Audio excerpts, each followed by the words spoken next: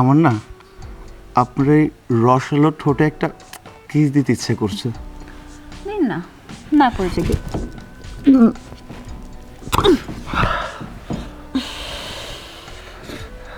এখনই সব শেষ করে ফেলবেন নাকি ভবিষ্যতের জন্য রেখে দিবেন কিছু?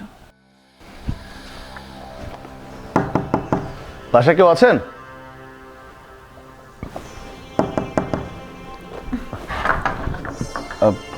আপনি? আসসালামু আলাইকুম। ওয়ালাইকুম আসসালাম। আপনি কি? আমার নাম হচ্ছে মুন্না। আমি আর আপনার হাজব্যান্ড প্রবাসে একসঙ্গে ছিলাম। তো আমি দেশে আসবার সময় আপনার হাজব্যান্ড একটা গিফট পাঠিয়েছে আপনার জন্য, এই জন্য দিতে আসা। ও আচ্ছা আচ্ছা, আচ্ছা বেশ ভালো করেছেন। আসেন, ভিতরে আসেন। Thank you. আসুন আসুন, আপনি ভেতরে গিয়ে বসুন, আমি আপনার জন্য চা বা কফির ব্যবস্থা করছি। আচ্ছা প্লিজ। ঠিক। ওকে, যান। ওকে।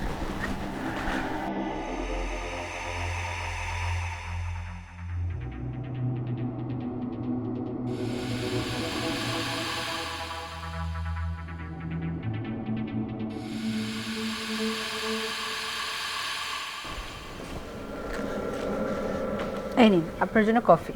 Thank you. Welcome. আমি কফি খাবো, আপনি খাবেন না? না, আমি একটু আগে খেয়েছি, আপনি খান। অসাধারণ, অনেক সুন্দর বানাইতে পারেন তো কফি আপনি। এই তো একটু একটু আর কি।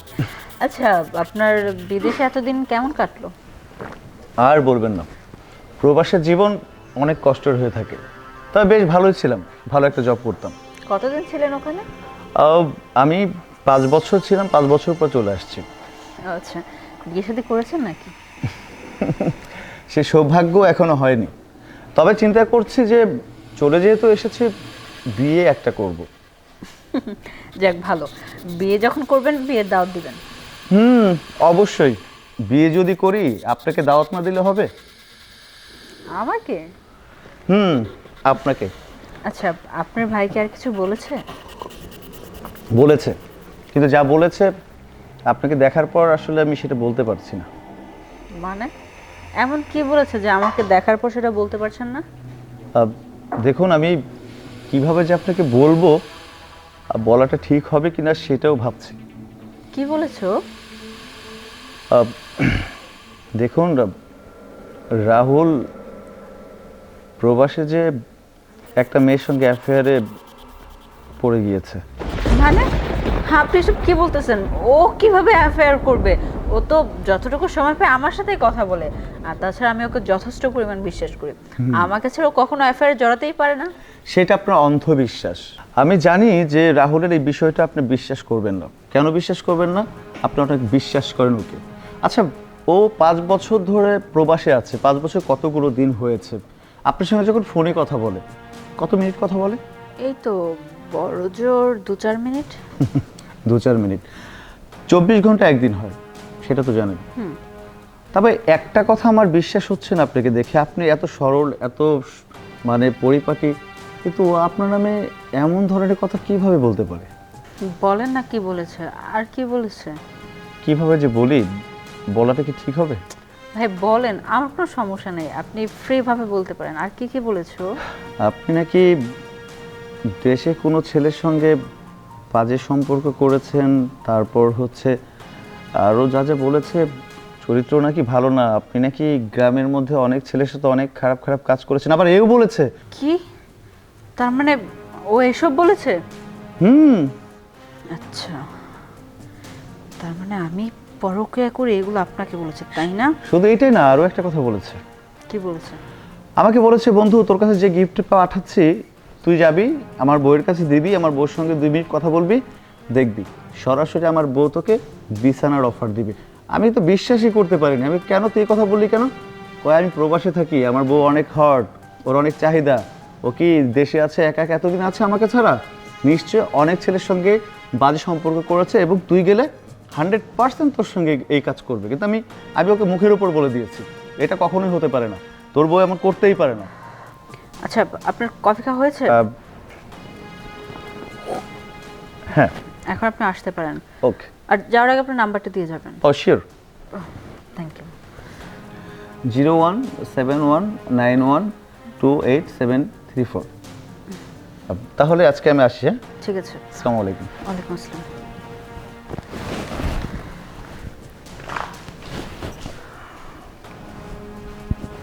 তার মানে বিদেশে থেকে আমার নামে এসব বলা হচ্ছে, তাই না? তোকে আমি খুব ভালোবাসতাম, কিন্তু তুই আমার আগে চড়ে তোর বন্ধুদের কাছে আমার নামে বদনাম করে বেড়াস না। দাঁড়া, এইবার তোকে মজাটা বুঝাবো। ভাবি, ভাবি তুমি এটা কবে কিনলে? এটা? হ্যাঁ। এটা তো কিনিনি। কেননি মানে? না, এটা তোর ভাইয়া পাঠিয়েছে বিদেশ থেকে। ভাইয়া পাঠাইছে বিদেশ থেকে? অনেক সুন্দর, কিন্তু আমার জন্য কিছু পাঠায় নাই। তোর জন্য এখন পাঠায় নাই, পরে পাঠাবে এক সময়। পরে পাঠাবে? তোমার জন্য পাঠাইছে, আমার জন্য কিছু পাঠায় নাই। বাবার জন্য তো কিছু পাঠায় নাই। আরে এত পাগল হলে চলবে? হয়তো সময় করে উঠতে পারিনি, আমার জন্য পাঠিয়ে দিয়েছে, তোদের জন্য পাঠাবে। আমি ফোন দিলে আমি বলে দিব। হ্যাঁ, থাক, আমার লাগবে না। আরে শোন না, কি আশ্চর্য, তো রাগ করার কি আছে? এখন পাঠানে, পরে তো পাঠাবে।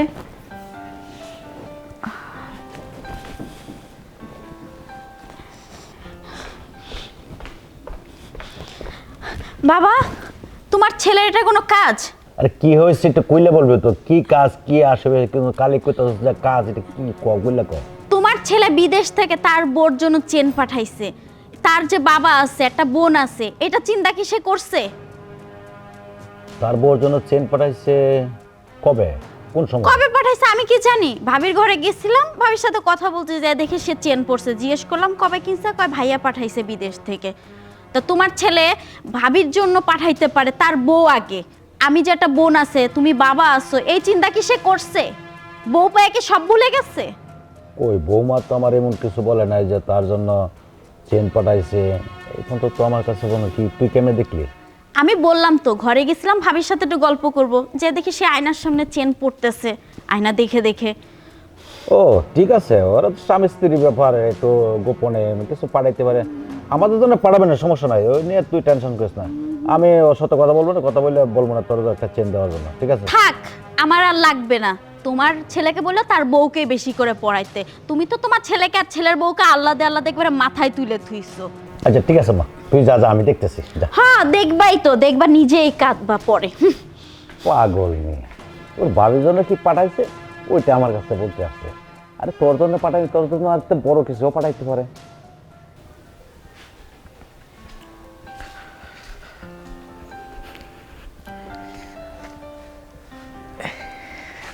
স্যার, চা নিয়ে আসছি।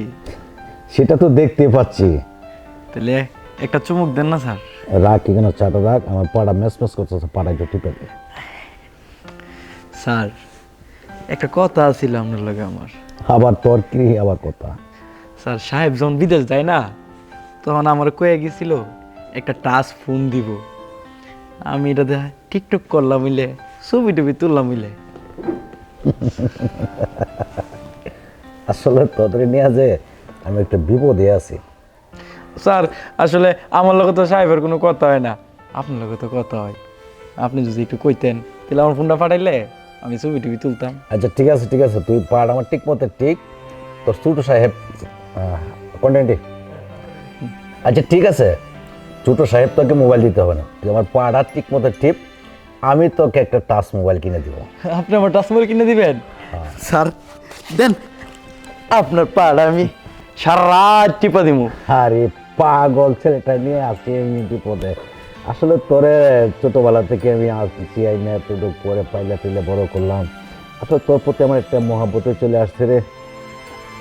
স্যার, হ্যাঁ আপনি যে কি কন, আপনার দায়িত্ব তো স্যার আমারে নেওয়া লাগবে আগে পরে। আপনার যে সময় যা লাগবো আমারে কইবেন, শুধু ঠ্যাং না স্যার, আপনার মাথা টিপা দিমু, কাপড় সাপড় দিয়ে দিমু, এই দায়িত্ব তো স্যার আমার। আচ্ছা ঠিক আছে, আজকে যা, তোর আমি মোবাইল কিনে দিচ্ছি, যা যা। আচ্ছা স্যার। স্যার, আমার লেগে দোয়া করেন। হ্যাঁ, তাহলে আমি যাই।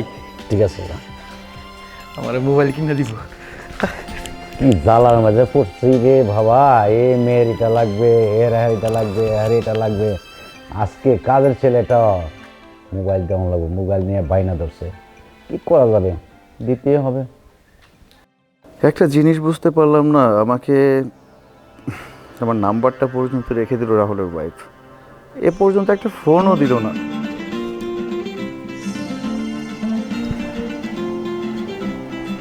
আশ্চর্য, বলতে না বলতে রাহুলের ওয়াইফ ফোন দিয়েছে আমাকে। হ্যালো, আসসালামু আলাইকুম। ওয়ালাইকুম আসসালাম, কেমন আছেন? জি আলহামদুলিল্লাহ ভালো আছি, কিন্তু আমি তো বিশ্বাসই করতে পারছি না যে আপনি আমাকে কল করেছেন। কেন বিশ্বাস না করার কি আছে? কল কি করতে পারি না নাকি? না না, অবশ্যই দিতে পারেন, কেন নয়। তো কি মনে করে কল করেছেন জানতে পারি কি? কি মনে করে না বলেন, যে অনেক কিছু ভেবে চিন্তে তারপর আপনাকে কল করেছি। ও আই সি। তো কি ভেবেছেন জানতে পারি? জানবেন সময় হোক, এটা ফোনে বলা যাবে না, সামনাসামনি বলতে হবে। আপনি এক কাজ করুন।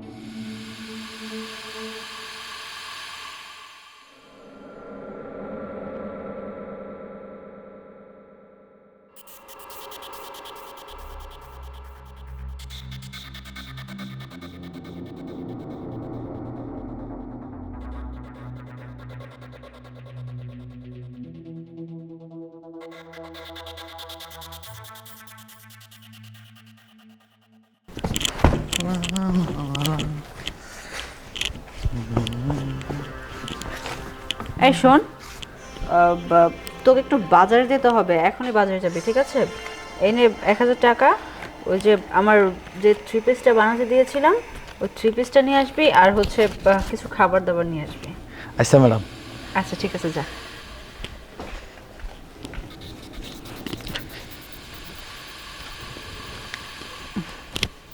হ্যাঁ, তাড়াতাড়ি চলে আসো, বাড়ি পুরো ফাঁকা, শ্বশুরও নেই, ননদও নেই, কাজের ছেলেকেও বিদায় করে দিয়েছি। তাড়াতাড়ি।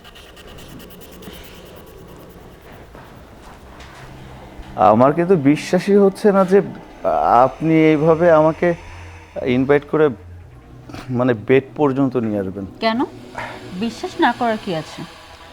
আমার স্বামী যেহেতু আপনার কাছে বলতে পেরেছে যে আমি আমার স্বামীর অগোচরে পরকীয়া করে বেড়াই, যার তার সাথে সময় কাটাই, বেড শেয়ার করি, আমি না করেও যেহেতু আমার অপরাধ হয়েছে, তাহলে আমি করেই ফেলি, তাই না? আর তাছাড়া আজকে আমার বাসায় শ্বশুর নেই, ননদ নেই, আর কাজের ছেলেকেও পাঠিয়ে দিয়েছি। আপনাকে তো ফোন করে সব কিছুই বলেছি আমি।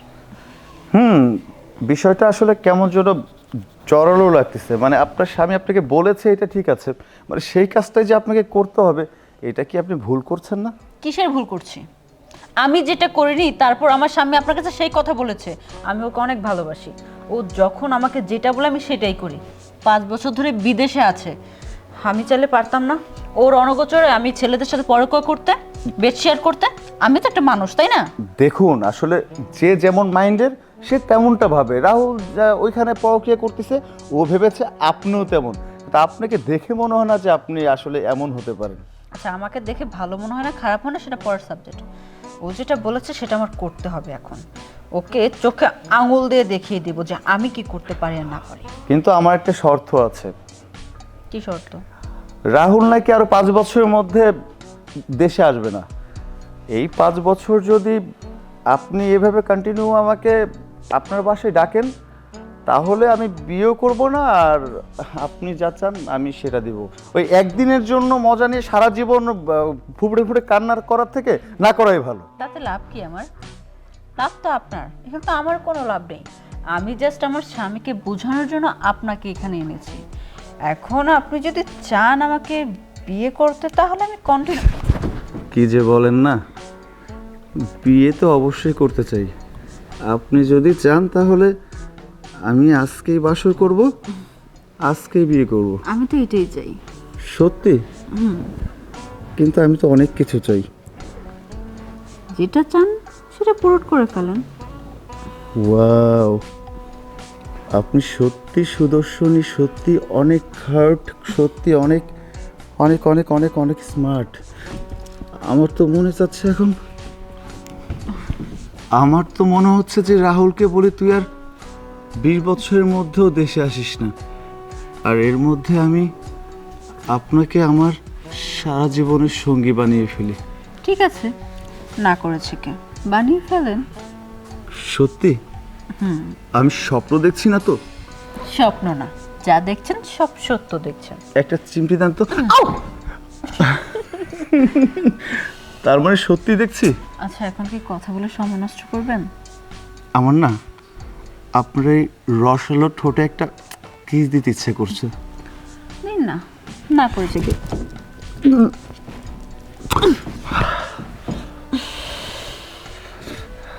এখনই সব শেষ করে ফেলবেন নাকি ভবিষ্যতের জন্য রেখে দিবেন কিছু? যা আছে না সারা জীবন মৃত্যুর আগ পর্যন্ত শেষ হবে না। মানে আপনার ঠোঁটের ছোঁয়া পেয়ে না আমার শরীরের মধ্যে 48,000 ভোল্ট কারেন্ট শর্ট করেছে। আর যদি সব কিছু পেয়ে যাই তাহলে তো মনে হয় যে 100% 1000 ভোল্ট শো করবে। তাহলে আসুন, আর লেট করছি কেন? সত্যি তো? তাহলে আর লেট করছে কিসের জন্য?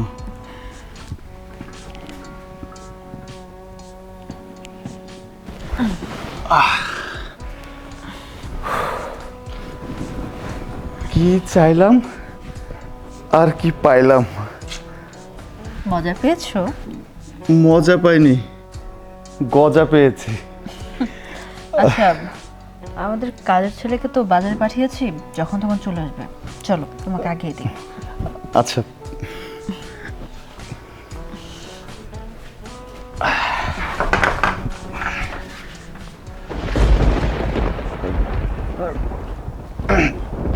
তুই তুই এত তাড়াতাড়ি বাজার থেকে চলে আসলি যে? সব কিছু নিয়ে এসেছিস তো? ম্যাডাম, যে টেলার্সে গেছিলাম সে টেলার্সই খুলে নাই, আজকে নাকি অফ ডে। ও আচ্ছা, ঠিক আছে, তুই তাহলে এখন যা, আমার কাজ আছে। দাঁড়ান ম্যাডাম, এই বরদুপুর বেলায় পরপুরুষ নিয়ে আপনার রুমে রঙ্গনীলা করতেছেন, ব্যাপারটা এই! বুঝতেছি না। আমি কি করছি না করছি সেটা কি তোর কাছে বলতে হবে? হ্যাঁ, আর তুই এত কিছু কেন জিজ্ঞেস করছিস আমাকে? কেন জিজ্ঞেস করতেছি? আমার একটা দায়িত্ব আছে না? তাছাড়া আমি ছোট কাল থেকে এই আপনার এই বাড়িতে। দেখ, তুই ছোট কাল থেকেই বাড়িতে না বড় কাল থেকেই বাড়িতে, সেটা তো আমার দেখার দরকার নেই। আমি কি করবো সেটা একান্ত আমার ব্যক্তিগত ব্যাপার। যা, তুই তোর কাজ কর।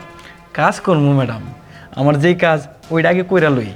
ওইটা বলতে গেলে কি, যে সময় সারে বিদেশ গেছিল সেই সময় কয়ে গেছিল যে তোর ম্যাডাম যেটা যেটা করে সব কিছু আমারে কইবি, মানে নোটিশ দিবি। আরে তুই কি এখন এই কথা বলতে যাবি নাকি তোর স্যারকে? এক্স্যাক্টলি, আমি বলবো, আর বললে তো বিশ্বাস নাও করতে পারে। তাই ম্যাডাম, এই যে আমার বড় স্যারে যে মোবাইল কিনা দিছে, এটা দিয়া এই ভিডিওটা করছি। তুই ভিডিও করে ফেলেছিস? দেখ ভাই, এগুলা দেখাতে নাই। তোর কি টাকা লাগবে? আমি টাকা দিব। এই টাকা টুকা লোভ আমার দেখেন না, গরিব হইতে পারি, কিন্তু শখ বলতে একটা জিনিস আছে। আমার একটা শখ আছে, সেই শখটা যদি আপনি পূরণ করে দিতে পারেন তাইলে আর এই ভিডিওটা কারো কাছে যাইব না। তোর শখ কি? শখ বল। শখ আর কি ম্যাডাম, আপনি ওই লোকটার লগে যা যা করছেন আমার লগে যদি সেম তা করেন, কি? আমি এই ভিডিওটা ডিলিট করে দিব। ছি ছি ছি, দেখ তুই কিন্তু একবার বেশি বলছিস। আমি তোর সাথে এগুলো করবো না, তুই একটা কাজের ছেলে। এটা আপনার বুঝ, আপনি যদি আমার সাথে না করেন তাহলে আমি আর কি করার, ভিডিওটা স্যারের কাছে পাঠাইতে না, দিব। কথায় কথায় ভয় দেখাচ্ছিস কেন? করবো। শেষ পর্যন্ত কিনা একটা কাজের ছেলের সাথে, আমার ভুলের জন্যই। আয় ভেতরে আয়। চলেন।